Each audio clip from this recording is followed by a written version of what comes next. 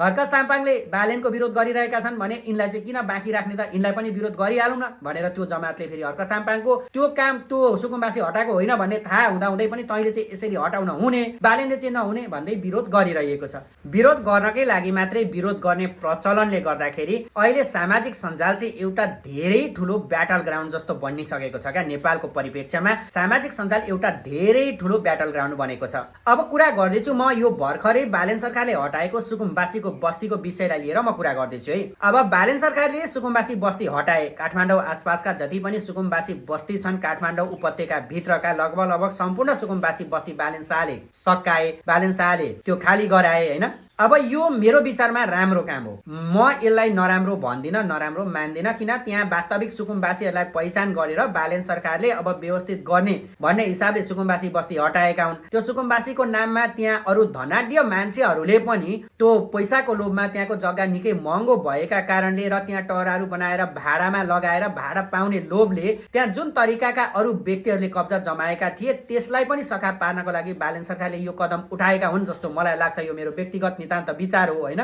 त्यो मलाई ठिक लाग्छ। तर यसै विषयलाई लिएर अहिले सामाजिक सञ्जालमा यति धेरै विरोध भइरहेछ, यति धेरै विरोध भइरहेछ है। कसैले विरोध गर्नकै लागि मात्रै पनि विरोध गरिरहेका छन् क्या। त्यो विरोध गर्नेहरू सबैलाई थाहा हुन्छ क्या यो कुरा ठिक हो, राम्रो छ र पनि यसलाई चाहिँ विरोध चाहिँ गरौँ न भन्ने तरिकाको एक तरिकाको जमात छ क्या। त्यो जमातले चाहिँ एकदमै विरोध गरिरहेको छ। अब यसमा मुख्यतया दुई टिम छन्। अब एउटा सरकार पक्ष भनेको अब बालेन शाह समर्थक, रवि लामिछाने समर्थक भए हैन, जनताहरू पनि दुई ध्रुवमा विभाजन भएका छन् क्या, समर्थक भए। अनि अर्को प्रतिपक्ष है, प्रतिपक्षमा विशेष गरेर श्रम संस्कृति पार्टी र हर्क साम्पाङ समर्थक। अब हर्क साम्पाङ समर्थक, म पनि हर्क साम्पाङ समर्थक हो, मलाई पनि हर्क साम्पाङको विचार मनपर्छ, आदर्श मनपर्छ, उनको कुराहरू मनपर्छ, उनको भिजनहरू मनपर्छ, सम्पूर्ण मनपर्छ। म पनि हर्क साम्पाङको पक्षको मान्छे हो, म हर्क साम्पाङलाई नै विश्वास गर्छु। तर त्यति भन्दै गर्दा पनि म राम्रो काम गरेका मान्छेहरूको चाहिँ विरोध गर्न मलाई आउँदैन फेरि है। राम्रो काम गर्ने मान्छेले राम्रो गरेकोलाई म राम्रो नै भन्न चाहन्छु। अनि अहिले यतिखेर समाज यति लडाइँ चलिरहेको छ यो सामाजिक सञ्जालमा यो विषयलाई लिएर है, अचम्म लागेर आउँछ क्या।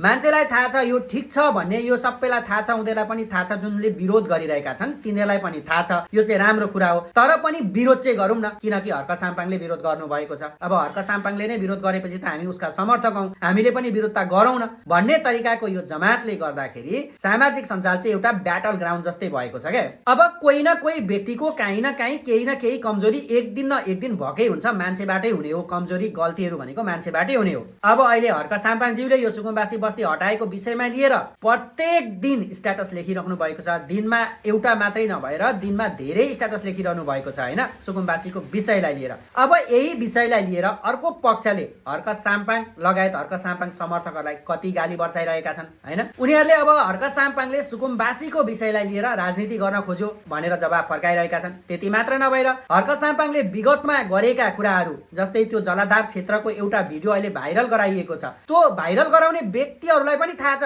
फेरि त्यो सुकुम्बासीलाई हटाएको होइन, सुकुम्बासीलाई खेदाएको होइन भन्ने। त्यो जसले त्यो विरोध गरिरहेका छन्, त्यो भिडियोलाई भाइरल गराइरहेका छन्, ती व्यक्तिहरूलाई पनि थाहा चाहिँ छ यो हर्क साम्पाङले सुकुम्बासीलाई हटाएको होइन, सुकुम्बासीलाई खेदाएको होइन। यो त जलाधार क्षेत्रमा अतिक्रमण गरेर त्यो आफ्नो पावरको भरमा बसेका मान्छेसँगको झगडा हो भन्ने त्यो सबै विरोध गर्नेहरू सबैलाई थाहा छ। र पनि हर्क साम्पाङलाई गिराउनको लागि विरोधै चाहिँ गरिहालौँ न भन्नको लागि त्यो भिडियोलाई भाइरल बनाउँदै हर्क साम्पाङको खेदो खनिरहेका छन्। अनि अर्को त्यो एउटा खेल मैदानमा बनेको घर आजभन्दा 5 वर्ष अगाडि कि 3 वर्ष अगाडि भत्काएको घरको विषयलाई लिएर अहिले हर्क साम्पाङलाई यो गरिरहेको छ, गाली गरिरहेको छ। त्यो पनि उनले सुकुम्बासी बस्तीमा गएर सुकुम्बासी बस्ती उठाएर घर भत्काएको होइन भन्ने त्यो विरोधीहरूलाई थाहा छ, विरोध गर्नेलाई थाहा छ। तर अब हर्क साम्पाङले बालेनको विरोध गरिरहेका छन् भने यिनलाई चाहिँ किन बाँकी राख्ने त, यिनलाई पनि विरोध गरिहालौँ न भनेर त्यो जमातले फेरि हर्क साम्पाङको त्यो काम त्यो सुकुम्बासी हटाएको होइन भन्ने थाहा हुँदाहुँदै पनि तैँले चाहिँ यसरी हटाउन हुने, बालेनले चाहिँ नहुने भन्दै विरोध गरिरहेको छ। हो, यसरी विरोधको नाममा विरोधै मात्रै गरिरहने प्रचलनले नेपालको यो सोशल मिडिया प्लेटफर्म